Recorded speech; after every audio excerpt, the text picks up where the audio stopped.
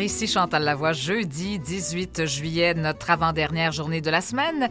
Comme on en a parlé hier, on essaie de ralentir à travers notre mode de vie effréné, de prendre de petites pauses dans notre journée, de s'accorder un moment à soi, d'apprécier chaque instant, ici et maintenant, de prendre le temps d'observer la beauté autour de nous, à même une fleur au beau milieu d'un trottoir, ça vaut parfois le détour.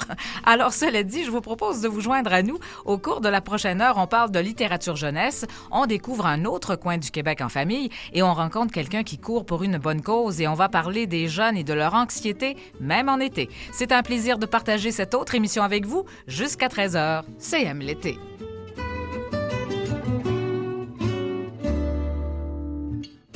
Et aujourd'hui, on reçoit Mathieu Fortin, auteur jeunesse qui aussi fait frissonner les ados. On va discuter avec lui de son imagination débordante, mais également d'ateliers d'écriture. On s'en va du côté de Havre-Saint-Pierre pour parler avec Roch Boudreau du Festival de la famille qui a lieu en fin de semaine. Une occasion de humer l'odeur du Saint-Laurent et découvrir en même temps l'archipel de Mingan. Mais une adolescente de 16 ans court cet été un défi de 600 km pour ramasser des fonds destinés à la Fondation Jeunes en tête. Nous allons attraper au vol Émilie Bédard, qui est à quelque part entre Québec et Montréal. Mais pour ouvrir l'émission, nous allons accueillir Mélanie Boucher, qui va nous parler de santé mentale chez les jeunes et de la mission de cet organisme Jeunes en tête. Bienvenue à Aime l'été.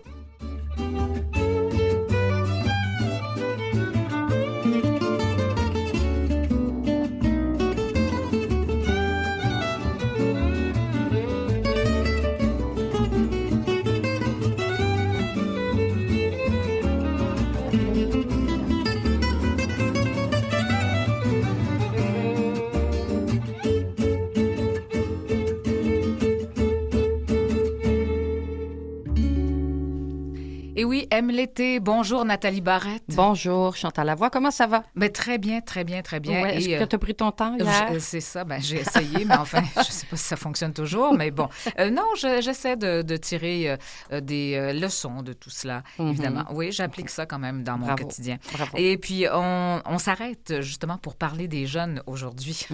Alors, très important, un sujet qui te tient à cœur, Nathalie. Oui, ça me touche beaucoup. Oui, ça. tout à fait. Alors, on va parler avec, effectivement, Émilie, qui est cette jeune fille de 16 ans qui court 600 km. En fait, elle a complété, je pense, la moitié de son parcours. Mais en fait, c'est pour une bonne cause. Et parlant de bonne cause, ben justement, on accueille la présidente directrice générale de Jeunes en tête, cet organisme pour lequel Émilie Bouchard court en ce moment. Alors, bonjour Mélanie. Bonjour. Alors, Bonjour, est-ce que j'ai bien dit le nom d'Émilie Bouchard? Oui, c'est bien Émilie ça? Émilie Bédard. Bédard, je m'excuse. J'ai confondu encore là avec un petit peu avec votre nom. Je vous ai fait comme un petit raccourci. Alors, Mélanie Boucher, oui, alors vous étiez déjà à la tête d'un organisme, en fait, parce que Fondation Jeunes en tête, c'est la fusion de deux organismes. Exactement. Donc, c'est la fusion de Fondation Québec Jeune et la Fondation des maladies mentales. En 2017, les deux organisations se sont jointes, fusionnées pour avoir une force de frappe plus forte au niveau de la levée de fonds, de la collecte de fonds, mais également au niveau des services. Donc, on voulait faire plus pour notre jeunesse, un point qui est central pour nos adolescents. Aujourd'hui, on en entend parler depuis la pandémie. Une des bonnes nouvelles de la pandémie, c'est certainement le fait qu'on a amplifier l'intérêt public sur la santé mentale de nos ados parce que c'est vraiment une préoccupation importante de notre société auquel il faut accorder de l'attention. Oui, alors ça fait longtemps que vous vous préoccupez de ça. Vous-même, vous avez quand même eu des troubles anxieux dans votre jeunesse, je pense. Vous savez ça, vous? Oui, je sais ça. Et puis bon, c'est votre voisine qui m'a dit ça. Non, mais blague à part. Alors, et puis en même temps, c'est drôle parce que vous avez aussi découvert en même temps le sport, c'est-à-dire que ça a été aussi une sorte d'exutoire aussi pour vous, comme Émilie Bédard en ce moment. Alors, très intéressant comme parcours. D'ailleurs, vous avez relevé de grands défis, dont monter le Kilimanjaro. Entre autres, courir de Montréal à New York, j'ai fait beaucoup de défis de vélo également. Donc, effectivement, triathlon, Ironman, donc ça fait partie de moi. Les marathons aussi. Donc, pour moi, c'est ma manière de garder mon équilibre et de gérer mon anxiété. D'accord. Donc, c'est un moyen qui m'a aidé, moi, c'était ma source pour m'en sortir, puis pour pouvoir continuer une vie normale. Parce que c'est ça aussi qu'on va envoyer comme message. Hein? Le travail de la Fondation, c'est ça, ultimement, c'est d'éduquer les jeunes sur la santé mentale en amont de l'apparition des problèmes. Surtout qu'on sait que 50% des premiers signes d'enjeux de santé mentale apparaissent là, avant l'âge de 14 ans. Ben exactement. Donc, c'est ça, parce que ça nous traîne. Ça veut dire qu'on peut traîner ça toute notre vie d'adulte, mais souvent, le point de départ, c'est à l'adolescence. Mais avez-vous remarqué que ces troubles-là arrivent plus tôt que par le passé? Il me semble que les jeunes, très jeunes, sont au primaire. Puis déjà, on voit l'anxiété, le stress chez ces jeunes-là.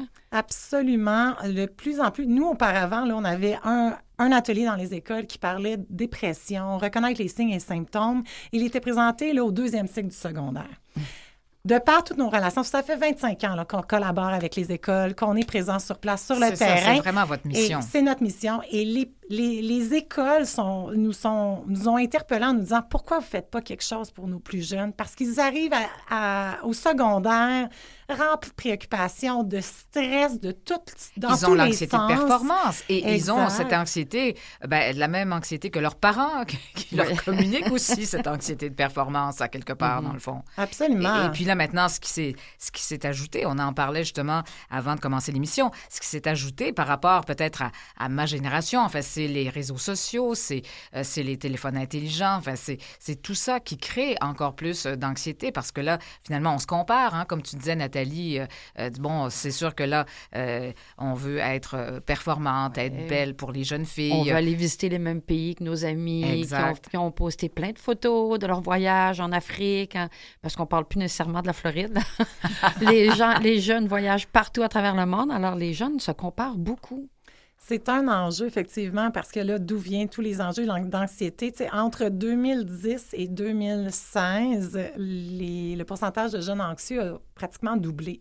Donc, en fait, selon les chiffres officiels, évidemment, il faut faire des nuances là-dedans. Ça ne veut pas dire que tous les jeunes qui ont des troubles anxieux, que ce sont des troubles pathologiques non plus. Hein, ça peut se régler, mais de là, l'importance d'en parler et aussi de sensibiliser à la fois les parents. Là, vous avez parlé que vous travaillez avec les écoles. Alors, les jeunes aussi, ils en entendent eux-mêmes de plus en plus parler. Mais ce que vous disiez un petit peu tantôt, là, avant de commencer l'émission, vous parliez aussi que ce qui est intéressant, c'est qu'ils en parlent un peu plus entre eux. Oui. Les jeunes ont évidemment, à travers toute cette ouverture-là de notre société, nos ados aussi sont de plus en plus ouverts et conscients que c'est normal de vivre des enjeux d'anxiété. Parce que ce qu'on veut surtout, là, c'est que l'ado se sente isolé, différent et qu'il n'en parle pas. Donc, ça, c'est une barrière qui commence à tomber de plus en plus. C'est correct de vivre des enjeux de santé mentale. Ça nous arrive pratiquement tous. Adultes, enfants, ados. Donc, quand on y va comme dans cette logique-là, ils sont beaucoup plus ouverts à s'en parler entre eux, entre amis. Et ça fait toute la différence. Parce que le premier message qu'on leur laisse à l'école, c'est de leur dire, quand tu te sens pas bien, trouve-toi une personne de confiance et parle. Exact. C'est le premier pas pour t'en sortir.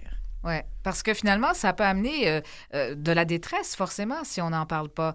Des fois, c'est peu de choses. Hein? Ça prend pas... Je parlais d'une situation où, finalement, une jeune fille qui n'avait pas d'amis, mais qui était peut-être dans un quartier où, finalement, c'est ça, elle n'avait pas d'amis à côté d'elle, mais elle a déménagé d'un secteur à l'autre. Ça a tout changé, finalement, alors qu'on pensait qu'elle avait pratiquement des problèmes sérieux de santé mentale, alors que c'était pas le cas. C'était vraiment juste de la solitude aussi.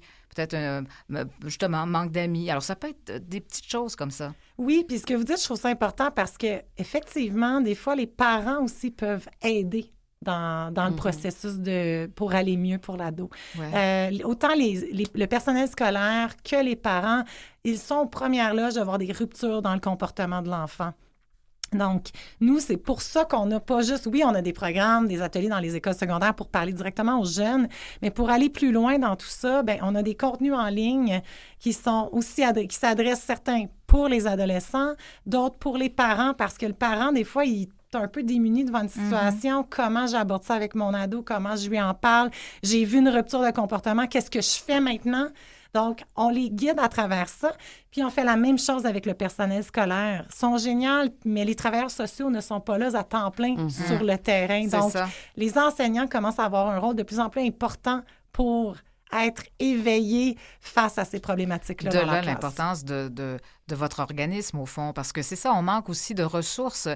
Puis finalement, c'est ça, le problème peut-être grossit par moment. Et puis là, les médecins arrivent font face à des ados qui sont peut-être plus problématiques, mais en fait, comme on l'a dit, si on l'avait pris à la base, mais c'est vrai que le manque de ressources dans les milieux scolaires, c'est un enjeu important quand même, que ce soit des psychoéducateurs, que ce soit à tous les niveaux. Ça, c'est sûr. Là, le gouvernement a injecté des fonds, je pense, au printemps, là, pour vous aider. En tout cas, bon, je pense que ça va être au moins, ça va aider à donner peut-être un petit peu plus de soutien, effectivement, d'avoir plus de monde dans les écoles. Mais est-ce que vous avez remarqué quand même, c'est ça, une évolution dans votre pratique, dans votre façon de faire aussi, votre approche?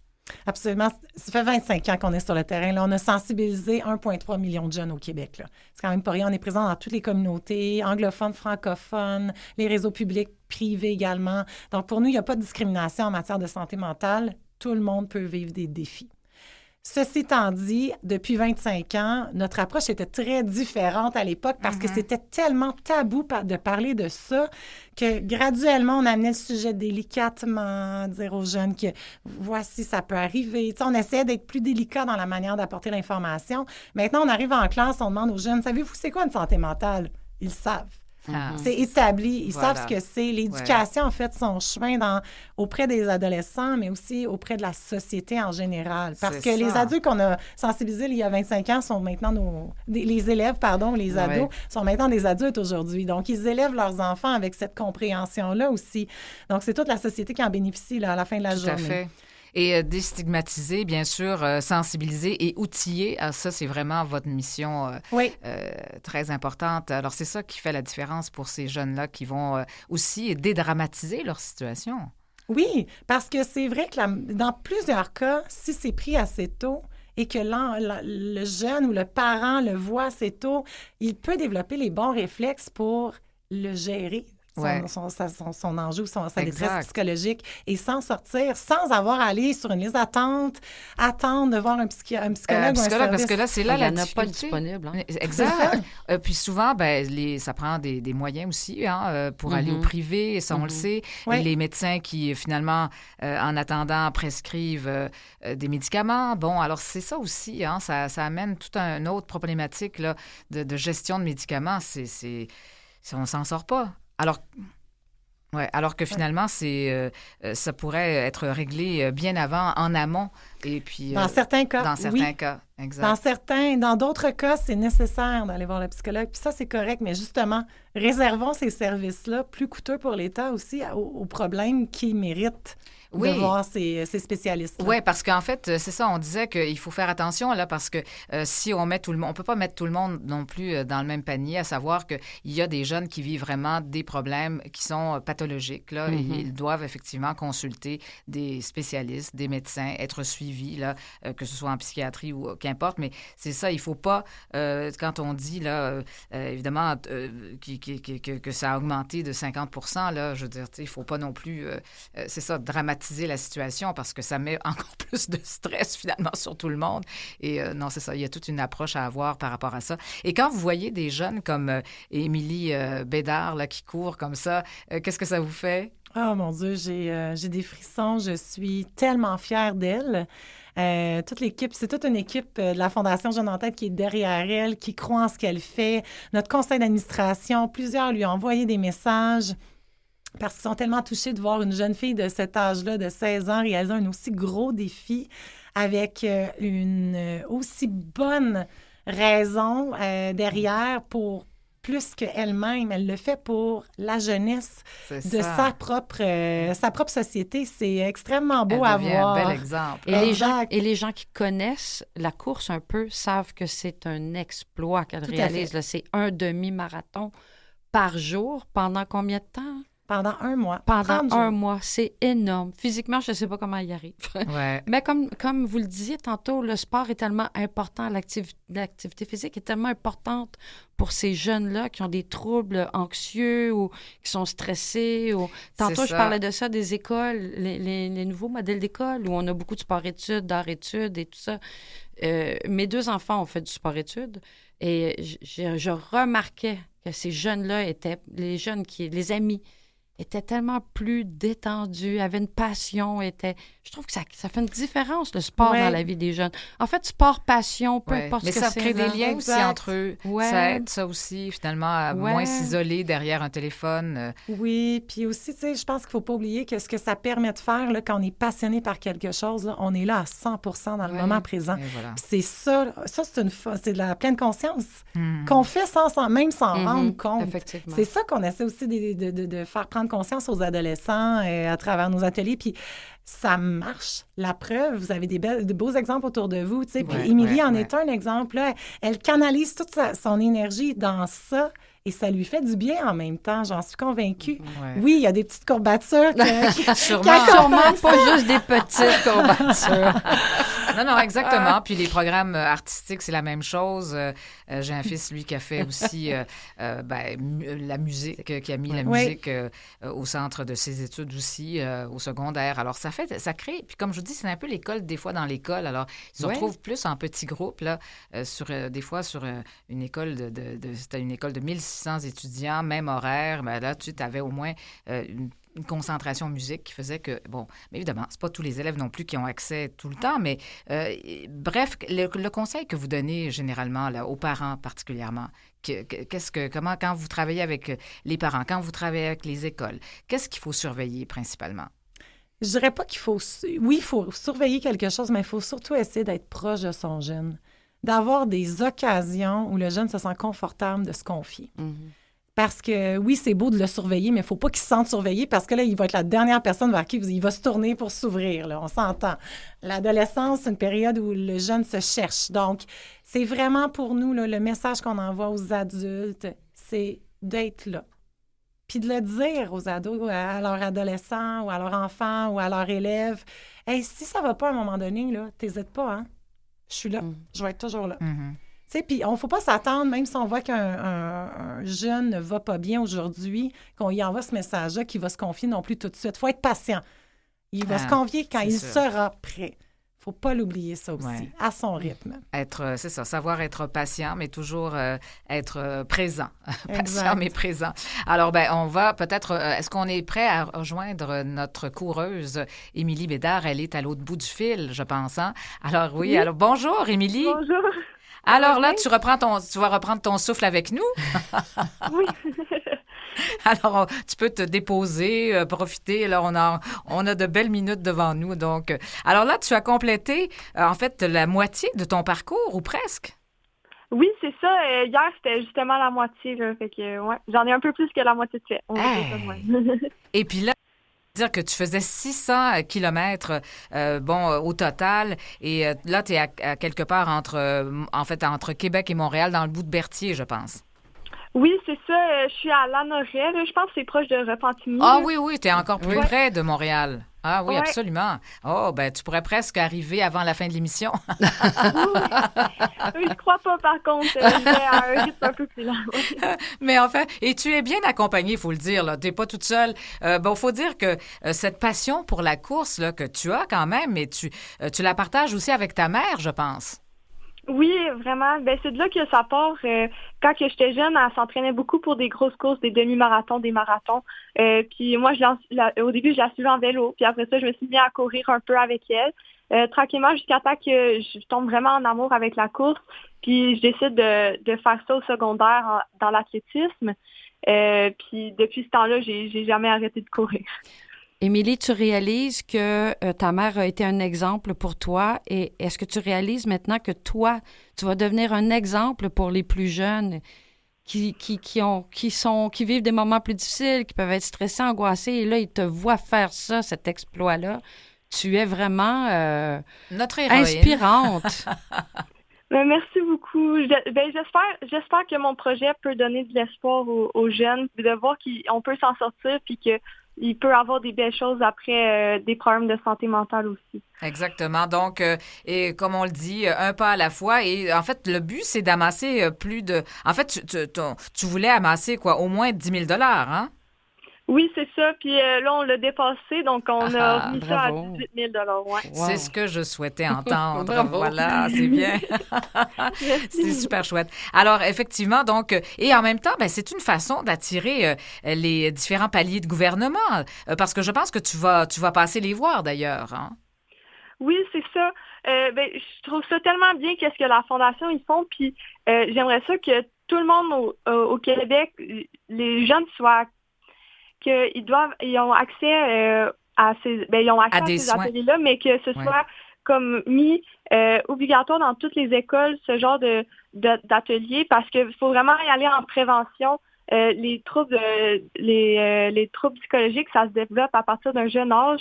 Puis je veux vraiment que les jeunes ils sachent comment parler de leurs émotions, comment écouter un autre ami qui sait pas comment, qui sait pas à qui en parler.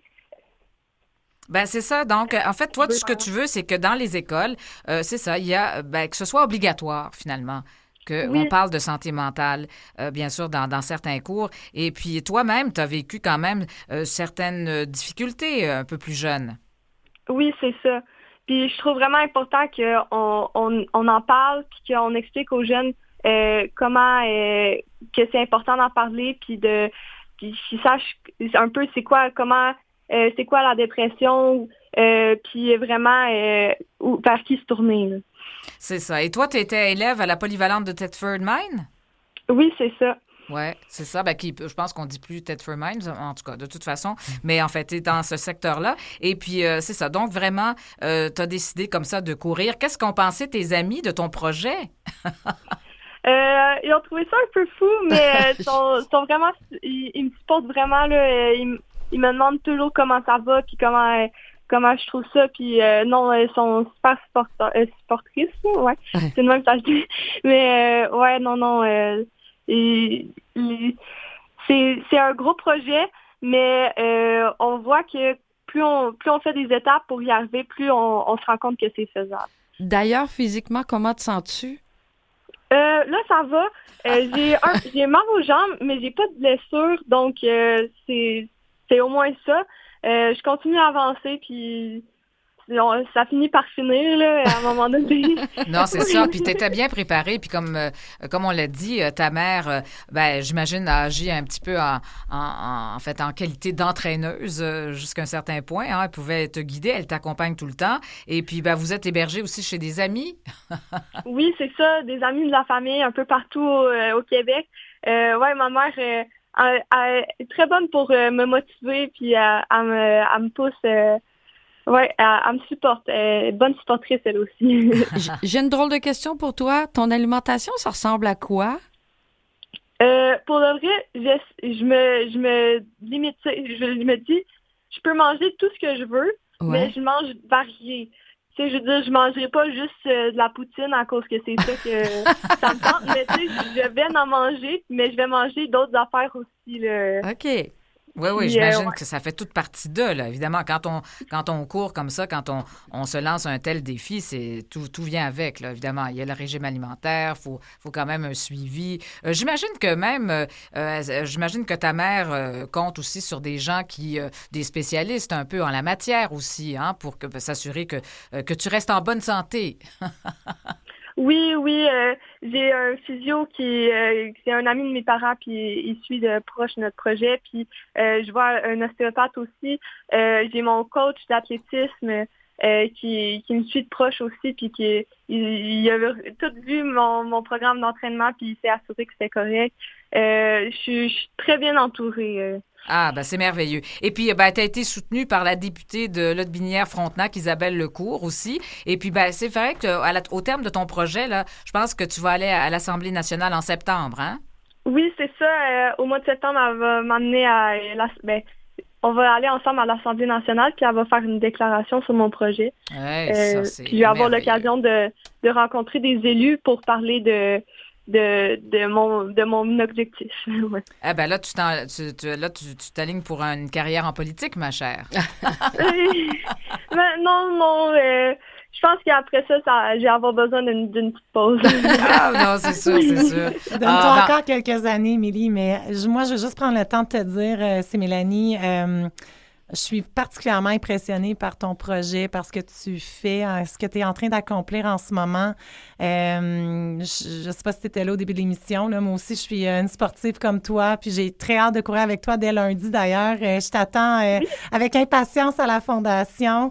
Et tu sais, tout ce que tu es en train de dire par rapport à influencer notre gouvernement, par rapport à l'importance d'intégrer ce type d'informations-là, d'éducation dans les écoles, c'est le rêve de la Fondation depuis toujours. C'est ça qu'on veut réaliser. À la fin de la journée, là, ce qu'on souhaite ultimement, là, c'est que tous les jeunes aient accès à ce contenu-là. En ce moment, on ne peut pas rejoindre tous les jeunes, faute de moyens. Mais si le gouvernement s'implique, puis grâce à ton projet, ben ils se le font dire par quelqu'un d'autre. En plus, on va finir par y arriver ensemble. Alors, je tiens à te dire, c'est pas juste un exploit pour moi qui est physique. C'est un exploit de société que tu es en train de réaliser. Puis je pense que c'est important qu'on te remercie haut et fort pour tout ce que tu es en train de faire. Je suis vraiment touchée par ton projet, ta détermination, la préparation que tu y as mis. Puis tu vas y arriver. On est tous derrière toi, puis tu vas y arriver. Ouais. Merci beaucoup, c'est vraiment super. Alors, tu es devenue la porte-parole presque officielle, finalement, oui, de Jeunes en tête. En tout cas, effectivement, c'est la même chose pour nous. On est très impressionnés, Nathalie Barrette et moi-même, là, de ton exploit. Et puis, vraiment, tu es un bel exemple. Et vraiment, et je pense que les jeunes, c'est ça. Donc, d'amener plus de soutien, plus que les gens soient plus sensibilisés encore, mais c'est le besoin de ressources. Hein. Le nerf de la guerre, c'est toujours l'argent. Oui. Alors, c'est sûr que nos gouvernements qui puissent, injecter un peu plus d'argent. D'ailleurs, comme on l'a dit tantôt, on l'a fait un peu au printemps, mais c'est sûr que les défis sont grands. Alors, j'espère que tout va bien aller. Dis bonjour à ta mère. Oui. Oui, parce qu'elle n'est pas loin, j'imagine. Ouais. Oui. Alors, dis qu'on est très impressionné aussi par son exploit aussi, parce que quand même, ça a été aussi un défi pour elle, j'imagine, de t'accompagner. Oui, elle s'entendait pas à courir autant, mais elle a vraiment bien fait. Elle t'a encouragée. Merci, Émilie Bédard. Alors, continue ton beau projet, ta course. Et puis, j'en profite pour remercier Mélanie Boucher de la Fondation Jeunes en tête. Merci d'avoir été parmi nous. Ça a été une belle demi-heure, finalement. Oui. C'est un plaisir d'être avec vous. Merci beaucoup. Merci. On fait une petite pause, là, et on revient après pour la deuxième moitié de Aime l'été.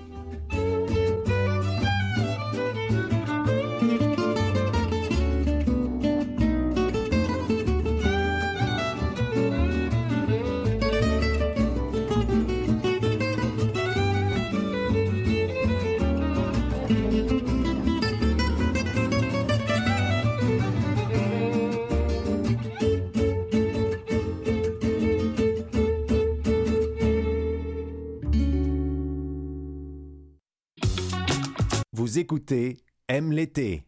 Et deuxième moitié de Aime l'été. Alors, on accueille, cette fois, on part dans une autre direction complètement. On accueille Mathieu Fortin, qui est un auteur... pardon? Ah, c'est Roch Boudreau. Qu'est-ce que je raconte? Ben oui, OK. C'est moi qui fais erreur, là, finalement. Bonjour, Monsieur Boudreau. Oui, bon. Là, je pensais pas qu'on s'en allait tout de suite. Non, c'est ça. Je pensais pas qu'on s'en allait tout de suite à Havre-Saint-Pierre. Pourtant, je pensais que c'était mon dessert, ça. Je pensais que vous étiez mon dessert.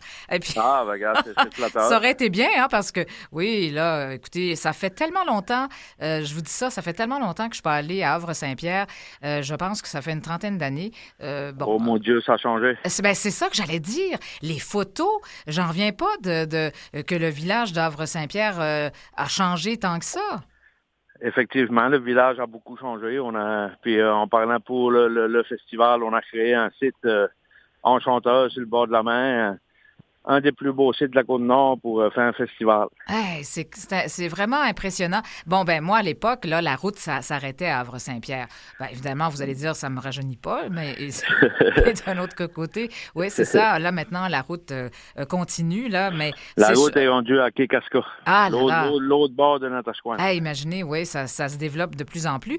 Mais évidemment, vous êtes baigné par, bien sûr, le golfe Saint-Laurent, et puis on peut y admirer les baleines, les phoques. Enfin, là, vraiment, là, c'est quelque chose. Les îles Mingan, l'archipel des îles Mingan. Évidemment, c'est un contexte. En fait, c'est un lieu magique.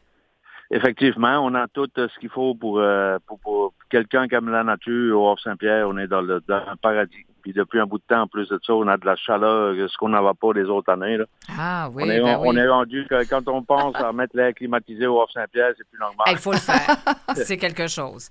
Ah oui, ouais. Alors, puis c'est ça. Puis est-ce que, justement, j'ai ma co-animatrice avec moi, Nathalie. Oui. Est-ce que tu es allée déjà à Havre-Saint-Pierre? Ben oui, mais écoute, un court passage. D'accord. Un court passage, mais j'aimerais bien y retourner. Mais comme le vous avez profité du festival? Êtes-vous venu au festival? Non, je suis pas allée à l'époque du festival.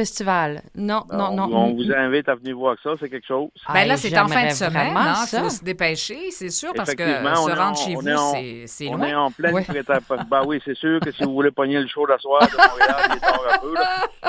C'est un peu trop loin pour ce soir. Demain, puis samedi, il n'est pas trop tard. S'il y a des gens de Montréal qui veulent se joindre. À l'heure actuelle, déjà, on voit l'attrait, le village. On voit qu'il y a beaucoup plus de monde dans le village que d'habitude. Nous autres, ce qui est du site, la plage est prête. On a passé le boule sur la plage. On est en train de monter les filets pour les jeux de volleyball. On est très prêts. C'est super. Oui, parce qu'en fait, c'est votre 26e édition. Ouais, c'est ma 26. Moi, je suis là depuis le début. Je suis le seul qui reste dans l'équipe depuis le début. C'est vrai, vous êtes un des fondateurs. Ça ne rajeunit pas quand. Oui, exactement. Finalement, oui, ça ne nous rajeunit pas personne. C'est ça. Alors donc, du 18 au 21 juillet, c'est le Festival de la famille. C'est le rendez-vous de l'été à Havre-Saint-Pierre. Donc, situé au bord de la mer, dans un lieu magique.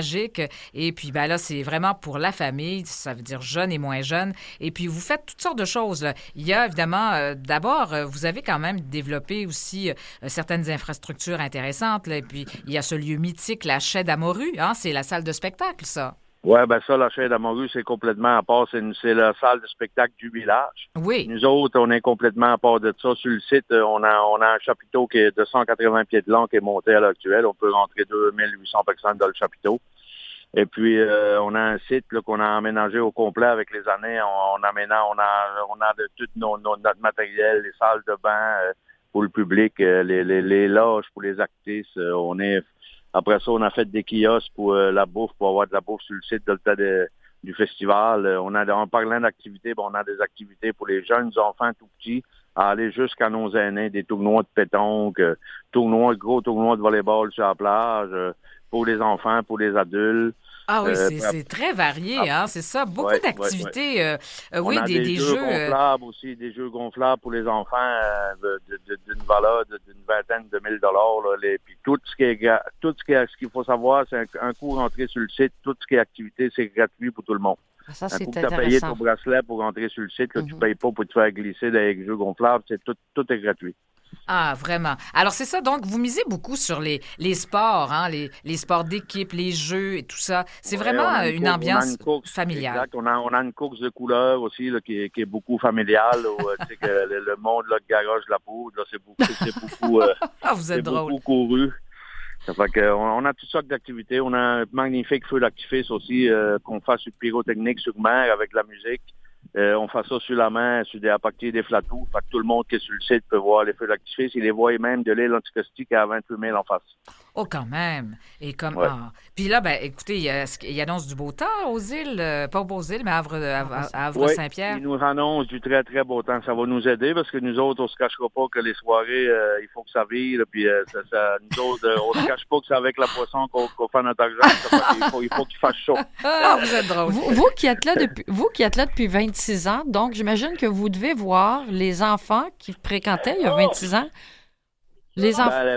Là, 26 ans, moi, j'avais juste une fille, puis là, je suis rendu avec 3 adultes. C'est ça. Donc, ces enfants-là qui allaient fréquenter votre festival à l'époque viennent aujourd'hui avec leurs enfants. Exactement. Puis il y en a beaucoup d'autres que c'est à des enfants aujourd'hui qui sont rendus non bénévoles, puis nous aident d'année en année. Le festival grossit tout le temps de plus en plus. On est rendu avec un budget d'un demi-million pour un petit village comme nous autres. Ça commence à être gros. On a des amuseurs publics, des spectacles pour enfants. On a toutes sortes d'activités au Festival de la Famille. C'est une activité qui est très courue. D'ailleurs, toute la région est invitée, puis ils viennent. On a des réponses de cette île, de partout, les villages voisinants. Tout le monde vient au Festival de la Famille. C'est la grosse activité dans l'année. C'est ça. Donc, ça commence demain, 20h, ouverture du site. Non, ça commence ce soir. Ah non, c'est ce soir. Je m'excuse parce que je voyais jeudi. Ce soir, mais non, mais je pensais que... Oui, c'est ça. On est jeudi. On est jeudi. C'est ça. C'est moi qui faisais erreur. Là, on est jeudi. Oui. Ce soir, ce qui est différent des autres soirées, c'est que c'est une soirée de 18 ans. Ça veut dire qu'on commence avec, il n'y a pas d'enfants dans les jambes, les professeurs, les policiers, tout le monde qui travaille, qui sont plus vieux, c'est là qu'ils peuvent s'amuser un peu, là, puis pas avoir d'enfants dans les jambes. Là. Ah, ben j'aime votre franc-parler. Puis en plus de ça, on a des thèmes de déguisement. Tout le monde va arriver déguisé. Ça, j'aime ça. Parce qu'à soir, le thème, c'est cinéma. Donc, il va y avoir toutes sortes de déguisements. En longtemps qu'il n'y a personne qui va avoir des films porno qui va arriver dessus. Oui, parce que c'est une soirée thématique. Donc, en fait, c'est Québecissime qui prend en charge un petit peu cette soirée-là. Exactement. Ce soir, c'est Québecissime Party. Puis après ça, on a les deux Pierrots qui finissent la soirée. Un orchestre qu'on a eu l'année passée qui fait virer la foule, là, vraiment. Là. Ils tiennent la foule à danser full peine. Ici, le monde s'amuse, puis ça danse jusqu'aux petites heures du matin. Ah oui, parce que vous avez une radio-télévision communautaire, bien sûr, à Havre-Saint-Pierre, et c'est eux qui présentent la grande veillée du Deux Pierrots ce soir. Exact. Donc, et puis, alors, ça continue demain, évidemment, dans la journée. C'est des activités pour les enfants, pour la famille, mais vous avez de la danse en ligne aussi. Oui. Demain, à partir de demain, dans le jour, là, les activités commencent. Toutes les activités sont là. Les jeux gonflables pour les enfants, les jeux pour les personnes âgées, les jeux pour les enfants, les tournois de volleyball, tout est en branle à partir de demain. Tournois de fête sur la plage. Mais c'est sûr que...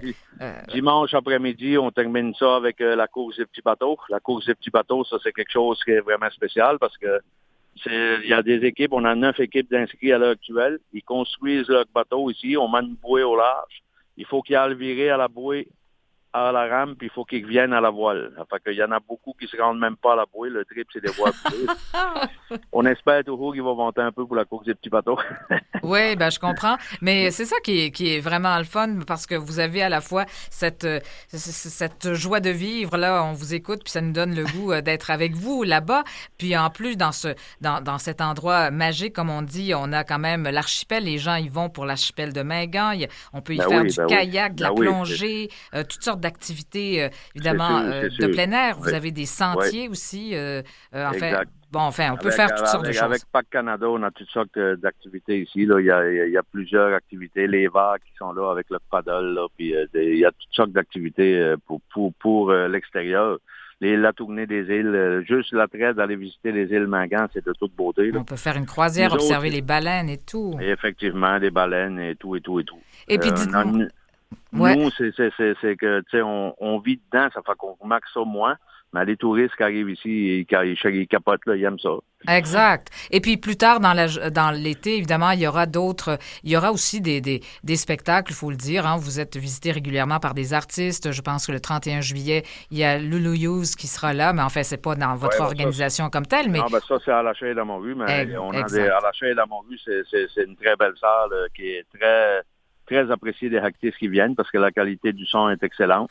Oui. C'est sûr que c'est pas une salle de 2000 personnes, mais tu sais, au moins, quand c'est un spectacle qui est beaucoup apprécié, ben souvent, il y a des reprises le lendemain où il y a deux présentations. Là. Puis vous avez une très belle maison de la culture qui est en fait cet ancien magasin général qui est converti en centre d'interprétation aussi, parce qu'il y a toujours des expositions. C'est un peu l'histoire du village qui est là, au centre culturel. Là, c'est un peu l'histoire du village. C'est ça. Puis il y a aussi le portail Pélagie aussi. Hein, ça aussi, il y a des activités de ce côté-là, expositions et tout. Enfin, vraiment très intéressant. Puis enfin, on peut tout avoir le détail aussi par rapport à l'archipel de Mingan. Écoutez, ça, c'est 465 millions d'années. Alors vraiment, il faut voir ça un jour dans sa vie. Effectivement, les monolithes qui sont sculptés par la main, c'est unique au monde. C'est géant de calcaire, exactement. Et puis, quelques 1000 îlots îlots et quelques mille îles et îlots aussi, alors qu'on peut visiter pour certaines. Là. Alors vraiment, c'est un endroit de rêve, assurément. Et puis, vous parliez de bouffe tantôt. C'est quoi votre spécialité? Ben, il y a beaucoup les fruits de mer, hein. C'est sûr. Le Havre-Saint-Pierre, on est direct dans le homard, dans le crabe et dans tout. Fait qu'on on est beaucoup spécialisé dans ça. Sur le site, on a beaucoup de variétés. D'exemple, Tyson est là, Subway est là, des tacos français. Il y a quelqu'un qui fait des guédilles aux crevettes. On a plusieurs variétés de bouffe là, sur le site pour garder nos mondes ici. Mais la nourriture fait aussi partie de l'expérience quand on va chez vous. Ah, c'est sûr, exactement. À on manger est tous gras un petit peu, c'est pas bruyant. Pardon? On est tous gras un petit peu, c'est pas bruyant. Oui, c'est ça. Donc, alors, allez prendre votre... c'est ça, manger dans vos petits restos sympathiques et tout, et puis manger local, bien sûr, manger des poissons et fruits de mer. Alors, vraiment, merci, M. Boudreau, d'être venu nous en parler. Ben, ça m'a fait extrêmement plaisir. J'espère que vous avez donné le goût de venir nous visiter au Havre-Saint-Pierre. Si c'est pas au festival, ma gars, il y a d'autres choses dans l'été pareil. Juste l'attrait du village, c'est quelque chose à voir. Puis se rendre au bout de la route aussi, c'est un attrait qui est beaucoup toute une expérience. Parce que aller à Kekaska, je me suis rendu en moto l'autre jour, puis je me suis rendu compte que pour la pancarte, la fin de la route 138, là, ça fait la file pour se faire poser avec. Oui, ben oui, pourquoi pas, c'est sûr. Quand t'es rendu au bout de la route, celui qui part de Montréal, qui fait 15 heures de route pour venir là, ben gars, il aime ça se faire poser avec la pancarte fin de la 138.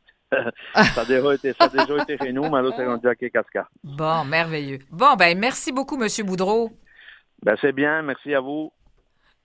Oui, c'est sympathique. C'est tellement sympathique. Mais tu sais, hier, on parlait justement de ça, prendre des photos, faire 15 heures de route pour aller se prendre en photo avec la pancarte. Exactement. Il faut le vivre, il faut s'installer à la fin de la 138. Absolument. Donc, Festival de la famille qui, en fait, en est à sa 26e édition à Havre-Saint-Pierre, donc à partir de ce soir jusqu'au 21 juillet, donc pour toute la fin de semaine. Alors, justement, hier, on avait aussi une autre activité là, du côté de Saint-Siméon en fin de semaine. Oui. Alors, ça aussi, c'est dommage parce qu'on avait eu un problème de ligne, mais quand même, il faut le mentionner, c'était en fin de semaine aussi. C'était le festival au Cœur des Arts à Saint-Siméon sur la Côte-Nord, dans la région de Charlevoix. Mm-hmm. Alors ça aussi, c'est des artistes qui exposent, évidemment. Et puis, on nomme un artiste aussi plus en vedette dans ce festival-là. Mais il y a aussi d'autres choses, le symposium qui s'en vient aussi du côté de Saint-Siméon un peu plus tard, à partir du 26 juillet. Alors, puis évidemment, vous pouvez vous procurer des œuvres d'art. Alors, vraiment, chaque petit endroit comme ça a son festival, a sa fête familiale. C'est ça qui est merveilleux. On voudrait être partout à la fois, mais le Québec, il y a tellement d'activités partout. C'est ça, on retrouve ça un peu partout au Québec. Alors, chacune des régions. C'est sûr, on a parlé de Havre-Saint-Pierre. C'est vrai que c'est un peu loin, mais quand même, ça nous fait rêver. Puis c'est ça l'important. Puis je veux dire, c'était pas l'idée de... c'est sûr, on va pas prendre l'avion là, pour... Non, pas ce soir, là, mais je veux dire, c'est ça. C'est vraiment des activités. C'est très simple. C'est vraiment des activités de volleyball, de toutes sortes d'affaires comme ça, puis amusantes. Mais tu sais, c'est ça qu'on retrouve à travers le Québec. Oui, on a besoin de ça l'été aussi. Oui, c'est ça. Ça fait partie de nos étés au Québec. Oui, exactement. Exact. On fait une petite pause et on accueille notre autre invité.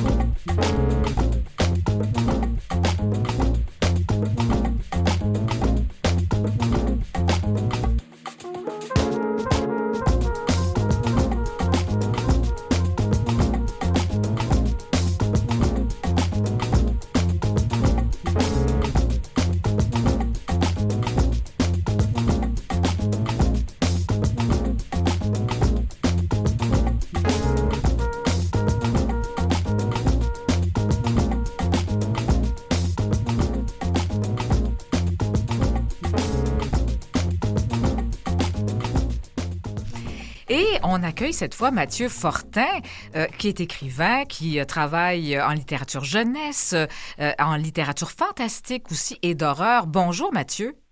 Bonjour. Ah ben Mathieu, vraiment, vous m'avez fait... j'ai commencé à regarder vos textes ce matin et puis vraiment, vous m'avez donné le goût là d'en lire davantage parce que oui, les légendes étranges pour une nuit sanglante, j'ai adoré.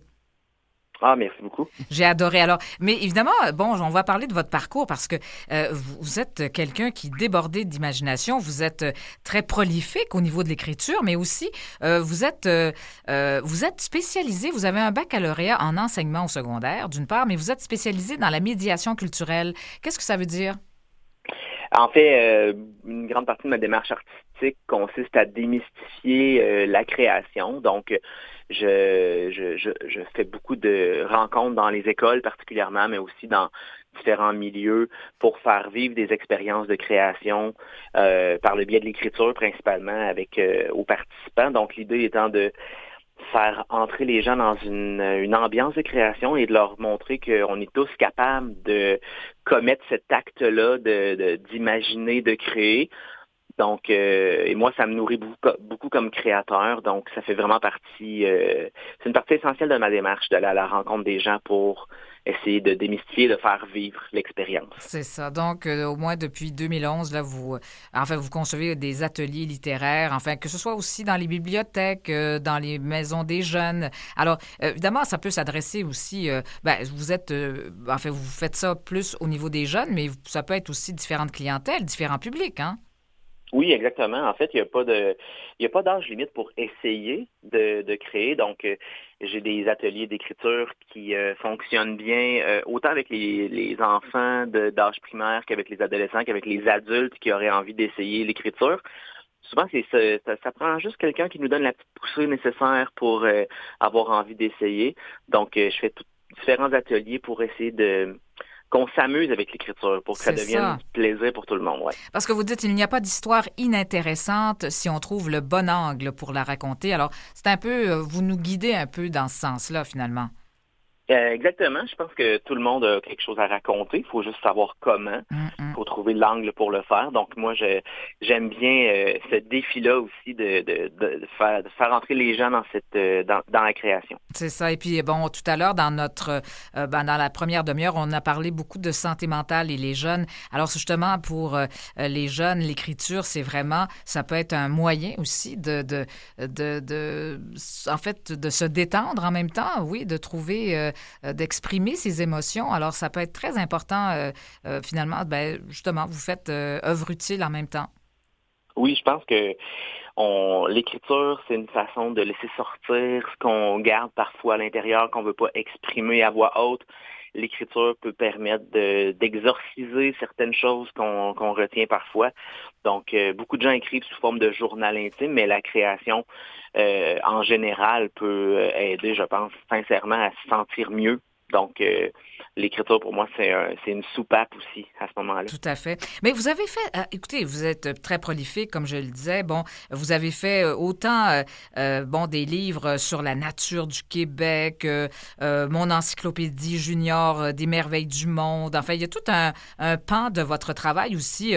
En fait, les 100 lieux exceptionnels sur la planète ou enfin toutes sortes de livres de cet ordre-là. Aussi, dans l'espace, le corps humain, les dinosaures. Bref, il y a cet aspect-là. Mais aussi, vous êtes dans le domaine aussi de l'écriture fantastique. Et même d'horreur, je dirais. Oui, effectivement, j'aime beaucoup. Il y a vraiment deux volets pour moi dans l'écriture. L'écriture de documentaire pour les enfants, c'est un travail qui est beaucoup plus cérébral, c'est de la recherche, c'est synthétiser l'information, c'est trouver un angle pour être intéressant dans de l'information qui n'est pas toujours super facile à comprendre pour les enfants. J'aime beaucoup ce défi-là. Avec les différents documentaires que j'ai fait aux éditions Petit Génie. Mais j'aime raconter des histoires. Puis pour moi, un moteur important au départ, quand j'étais jeune adolescent, préadolescent, c'était les histoires de peur sur le bord du feu de camp. C'était ce volet-là. C'est là que j'ai découvert que avoir peur, ça peut être intéressant, s'il n'y a pas de danger, si on raconte, la peur, ça peut être savoureux, c'est pas obligé d'être quelque chose qui nous bloque, qui nous arrête. Et l'écriture d'horreur ou de thriller est beaucoup partie de là pour moi, puis ça a toujours été quelque chose qui est présent dans mon écriture. C'est un peu une tendance naturelle d'aller vers le bizarre ou l'étrange quand je raconte des histoires. Donc, le roman d'horreur, le thriller pour les enfants, pour les ados. Ben, surtout pour les ados, oui, ça plaît beaucoup aux ados. Exact. Et ben justement, puis en fait, vous appuyez un petit peu aussi sur le patrimoine oral, je pense, parce que le patrimoine oral regorge d'histoires terrifiantes. Et ben, je pense que, ben, évidemment, on a une tradition aussi de conteurs. Hein? Il y a des festivals de contes. Alors, ça aussi, ça fait partie de notre patrimoine, en fait, ces histoires-là. Et puis, je pense que vous avez même travaillé en collaboration avec quelqu'un qui connaissait bien aussi un peu l'histoire, parce que vous parlez beaucoup des régions du Québec, notamment le centre du Québec, très important quand on pense à justement votre livre « Légendes étranges pour une nuit sanglante ». Là. Oui, en fait, moi, comme c'est important dans ma démarche, l'idée de raconter sur le bord du feu de camp les histoires de peur qu'on se passe de génération en génération, les histoires familiales étranges, les faits un peu insolites qu'on raconte. J'avais envie de l'explorer en écriture. Donc, c'est ça. Je suis allé à la rencontre de jeunes scouts dans une première démarche pour aller voir si les histoires de peur que moi, je connaissais du temps où j'étais un jeune scout, si c'était encore pertinent pour voir qu'est-ce qui fait peur aux jeunes aujourd'hui.